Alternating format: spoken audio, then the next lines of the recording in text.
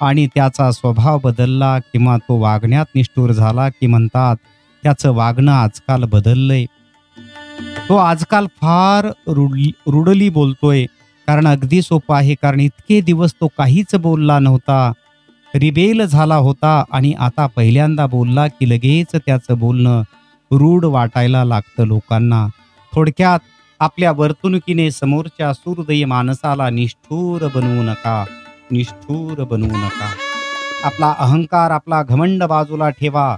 मनामध्ये झालेले गैरसमज जे आहेत, इतरांनी भरलेले जे कान आहेत, ते कुठंतरी प्रत्यक्षात खरं खोटं करून ते गैरसमज दूर करण्याचा प्रयत्न करा.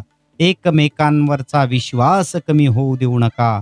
कारण विश्वास हा खूप श्रेष्ठ असतो. कारण कोणतीही गोष्ट ही विश्वासावरच टिकून राहत असते. धन्यवाद.